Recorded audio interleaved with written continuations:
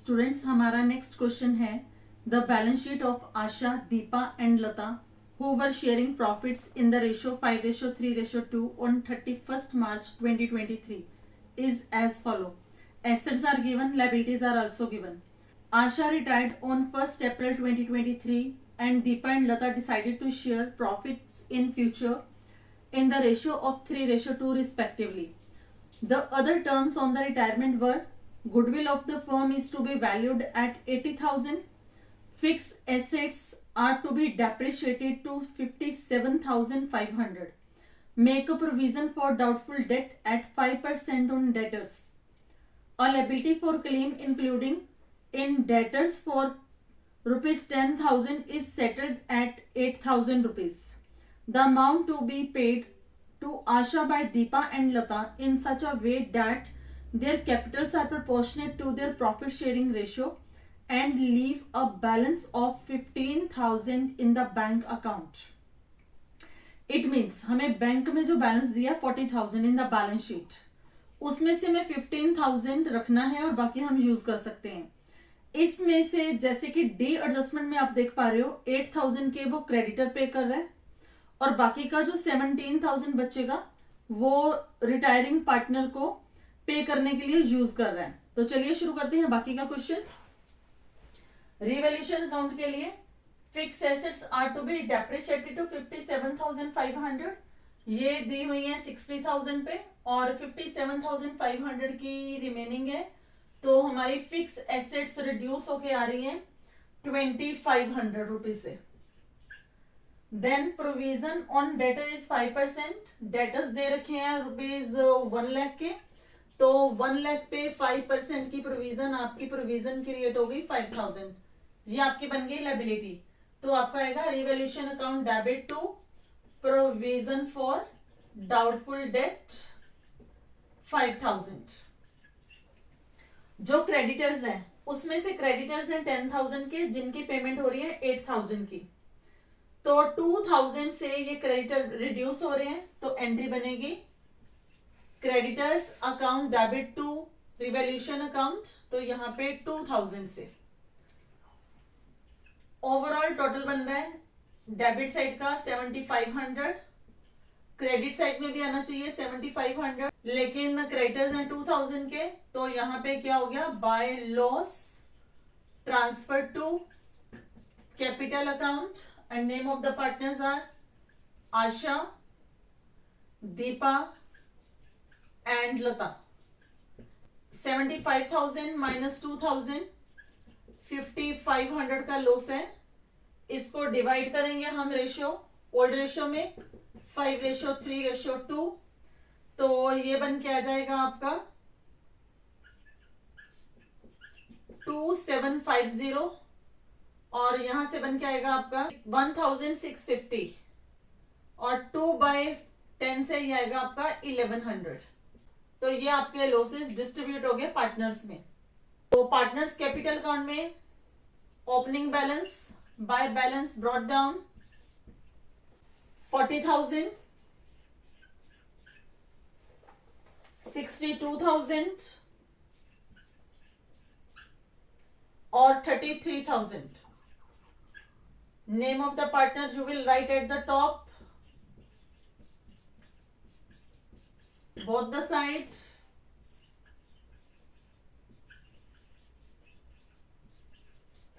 अब हम लॉसेस को ट्रांसफर करेंगे रिवैल्यूएशन अकाउंट से पार्टनर्स कैपिटल अकाउंट में. To revaluation 2,750, 1,650, 1,100. अब देखिए बैलेंस शीट के अंदर आपको दे रखे हैं profit and loss liability side, तो ये आपके क्या बन गए प्रॉफिट्स. तो इसको डिस्ट्रीब्यूट करेंगे पार्टनर्स में, old partners old ratio by profit and loss. Amount दे रखा है 85,000 का, ये 5:3:2 में डिस्ट्रीब्यूट होगा, तो अमाउंट बन जाएगा 42,500 इंटू 3/10. अमाउंट बनेगा आपका 25,500, 2/10 अमाउंट आएगा आपका 17,000. राइट. आपके पास दे रखी है ए पार्ट में goodwill, goodwill of the firm is to be valued 80,000 और कॉन्टिन्यू पार्टनर की रेशो है 3:2, ओल्ड रेशो थी 5:3:2। तो गेनिंग रेशो आप अगर कैलकुलेट करना चाहो तो कर सकते हो, अदरवाइज गेनिंग रेशो आएगी 3:2। Firms goodwill 80,000, Asha share in goodwill 5/10 of 80,000, ये आपकी आ गई 40,000। इसको आप गेनिंग रेशो में बांटोगे रिमेनिंग पार्टनर में, दीपा एंड लता, यह आएगा आपका 40,000 इंटू 3/5, 40,000 इंटू 2/5, 24,000 एंड 16,000। एंट्री बनेगी आपकी Deepa's capital debit 24,000, Lata's capital debit 16,000 to Asha's capital. आप अच्छे से जानते हो एंट्री होती है हमारी gaining partner to retiring partner, तो ये आपकी कॉन्ट्रा एंट्री बन गई। अब इसको कैपिटल अकाउंट में ट्रांसफर करोगे बाय दीपा's कैपिटल, आशा के अकाउंट में 24,000 बाय लता's कैपिटल, आशा के अकाउंट में 16,000 टू आशा's कैपिटल, दीपा के अकाउंट में 24,000 और लता के अकाउंट में 16,000। इसके अलावा हमारे पास कोई और इंफॉर्मेशन नहीं है। तो अब हम बैलेंस कैलकुलेट करेंगे। आशा को हमने कितना अमाउंट पे करना है, इसका टोटल आ रहा है 1,22,500। दीपा का टोटल आ रहा है आपका 87,500 और लता का टोटल आ रहा है आपका 50,000। अब वो कहते हैं कि आशा की पेमेंट कर दो, तो यहाँ पे क्या आएगा टू बैंक 1,22,500 में से 2,750 आप माइनस करोगे तो इसका अमाउंट आएगा 1,19,750। रिमेनिंग पार्टनर्स का बैलेंस कैरी डाउन आएगा, टू बैलेंस कैरी डाउन 87,500 में से आप 25,650 माइनस करो, आपका बैलेंस आएगा 61,850।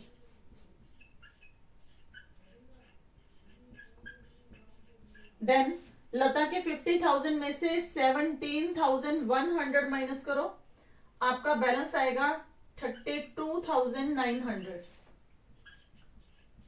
अब हम पेमेंट तो कर रहे हैं आशा को 1,19,750 की, लेकिन हमारे पास बैंक में अवेलेबल है 40,000, उसमें से भी हम 8,000 क्रेडिटर्स को पे कर चुके हैं और 15,000 हमें बिजनेस में रखना है। सिर्फ 17,000 हम यूज कर सकते हैं। रिमेनिंग अमाउंट कहां से आएगा? रिमेनिंग अमाउंट हमारे पार्टनर से लेके आएंगे, तो उसकी एडजस्टमेंट कैसे होगी? न्यू फर्म्स कैपिटल, इसकी हम कैलकुलेशन करेंगे। तो हमारे पास कैपिटल, दीपा की कैपिटल कितनी है? Deepa's adjusted capital 61,850, Lata's adjusted capital 32,900 and shortage of cash हमने पेमेंट करी है 1,19,750 की आशा को। बिजनेस में से हम यूज कर पा रहे हैं सिर्फ 17,000, राइट? तो हमारे पास 1,02,750 की आ गई शॉर्टेज। ये 17,000 कैसे आया? 40,000 ऑलरेडी अवेलेबल थे, पेड टू क्रेडिटर्स 8,000 है, रिमेनिंग है 32,000, बैलेंस अवेलेबल इन बिजनेस 15,000, ये क्वेश्चन में आपकी टर्म्स एंड कंडीशन है, तो 17,000 यू कैन यूज टू पे द आशा। तो 17,000 हमने बिजनेस के यूज कर लिए, तो बाकी हमारे पास शॉर्टेज कितनी आ गई 1,02,750 की। अब हमारे पास इनका टोटल कितना आ रहा है जो हमें न्यू फॉर्म की कैपिटल बनेगी 1,97,500। इस कैपिटल को आप रिमेनिंग पार्टनर में दीपा एंड लता में न्यू रेशियो में 3:2 में डिवाइड करोगे और आपका अमाउंट आएगा 1,97,500 इंटू 3/5, 1,97,000 इंटू 2/5। ये आपके दोनों पार्टनर्स की क्लोजिंग कैपिटल हो गई। तो अब ये बैलेंसेस हम फॉरवर्ड कर रहे हैं। बाय बैलेंस ब्रॉट डाउन 61,850, 32,900, लेकिन हमारी न्यू कैपिटल क्या बन रही है टू बैलेंस कैरी डाउन 1,18,500। इसका मतलब 1,18,500। इसका मतलब ये जो पार्टनर है दीपा, ये कैश लेके आएगा बाय बैंक